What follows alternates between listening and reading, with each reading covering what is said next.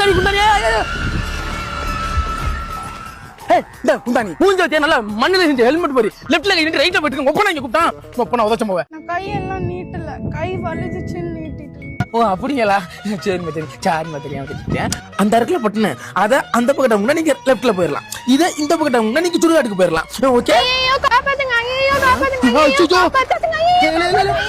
அந்த பட்டு நான் பண்ணுவேன்.